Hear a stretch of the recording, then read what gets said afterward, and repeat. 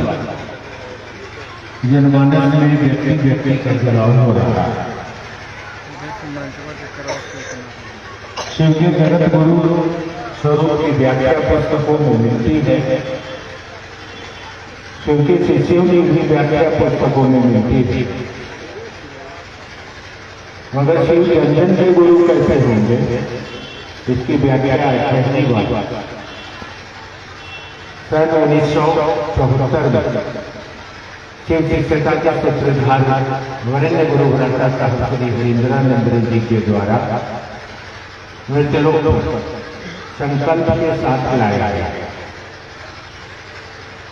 समय बीता 1975 में पहला सूत्र, 1982 में दूसरा सूत्र और 1985 में तीसरा सूत्र महादेव ने मृत्युलोक भेजा।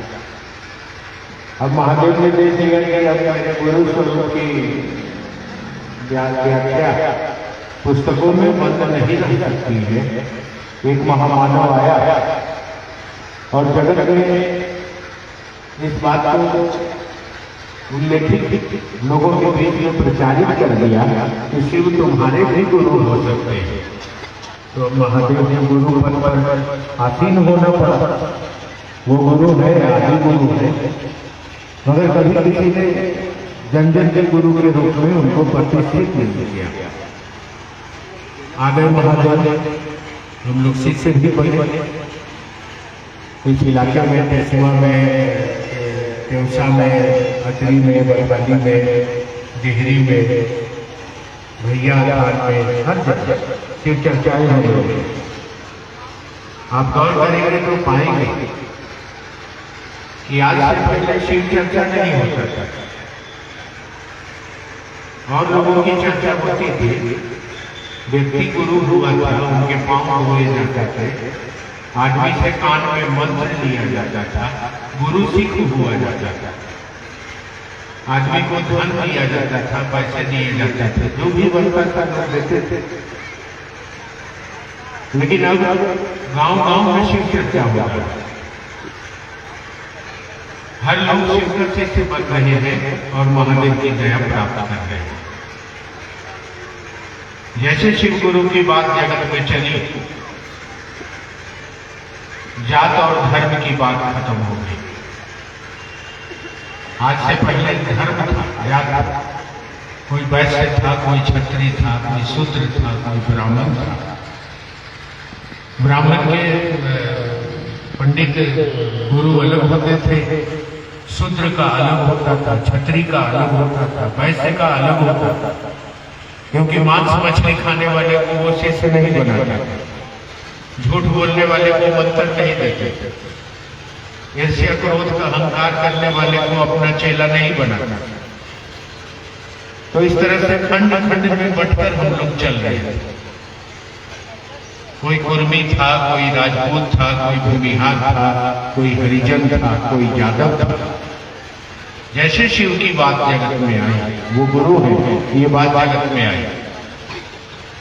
सबसे पहले जात और धर्म अपने आप मर गया,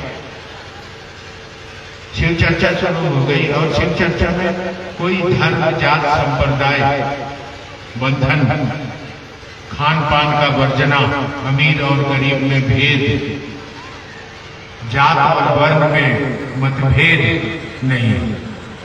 जहां शिव होंगे वहां सब होगा, जहां व्यक्ति होगा वहां खंड खंड होगा।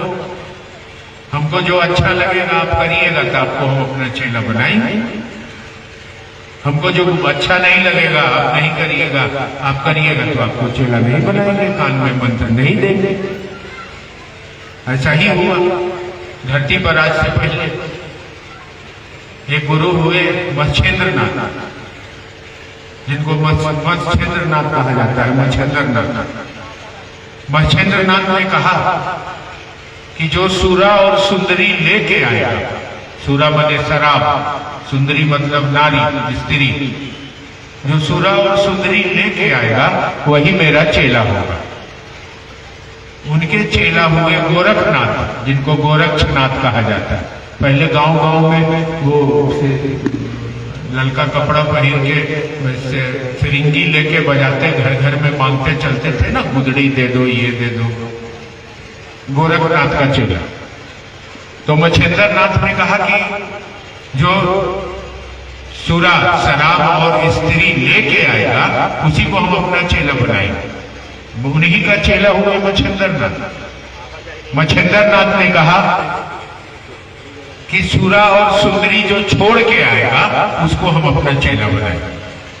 तो इस तरह से जो गुरु शरीर में आते थे वो कुछ न कुछ भेद लगाते थे, कुछ न कुछ बंधन लगाते थे।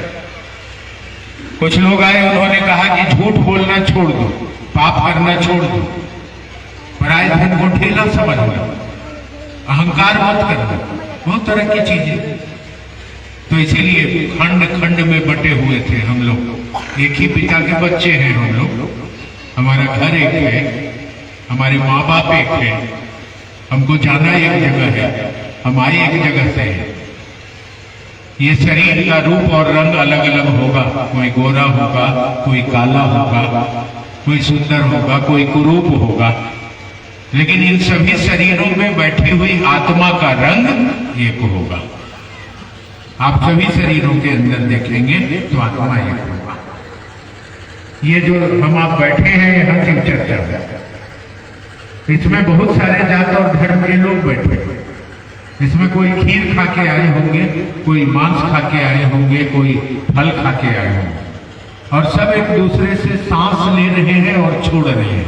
हवा सांस नाक से अंदर आ रही है, बाहर जा रही है, नाक से अंदर आ रही है, बाहर जा रही है। वही हवा सभी के बदन में टकरा रही है। उसमें कोई वहां जो जिसने भेजा है वो कोई अमीर गरीब और खान पान रहन सहन ऊंच नीच का भेद नहीं जानता। तो हम बटे हुए थे धर्म में, जात में। कोई कुछ कहता था, कोई कुछ कहता था, कोई कुछ कहता था। पूरी की पूरी भाव, पूरा का पूरा चीज कोई देता ही नहीं था। और दे कैसे? अगर दे देगा तो हमको ज्ञान हो जाएगा, और ज्ञान हो जाएगा तो हम आदमी के चंगुल से छूट जाएंगे, आदमी के पिंड से छूट जाएंगे, आदमी के फेरा में नहीं रहेंगे। आए एक महामानव हरिद्रानंद, और उन्होंने सबों को बराबर रूप से यह हक दिया कि शिव को अपना गुरु बनाओ। और शिव का शिष्य होने के लिए किसी जात धर्म, अमीर गरीब, राजा रंग, ऊंच नीच, भेदभाव में कोई प्रकार का भेद नहीं, क्योंकि शिव का अर्थ तो ईश्वर होता है, शिव का अर्थ तो परमात्मा होता है। परमात्मा इस सृष्टि का कर्ता होता है। वही ईश्वर इस साकार जगत के निर्माण में अपनी इच्छा से आया है। वही ईश्वर जब जगत में कुछ नहीं था, न पेड़ थे, न पौधे थे, न जीव था, न जंतु था, न आदमी था, न जानवर था, तभी वो एक आग का गोला अनहद नाद करता रहता था, जिसे पर ब्रह्म कहा जाता है, परमात्मा कहा जाता है, उसे ही महेश्वर कहा जाता है, ईश्वर कहा जाता है। तो हम सभी तो उसी ईश्वर की इच्छा के परिणाम हैं। उस ईश्वर ने चाहा तो जगत बना, रमा पाए, पेड़ पौधे बने, आदमी बन गए। जब तक इस जगत में आदमी आदमी को ज्ञान दे सकता था, दिया, गुरु बने लोग,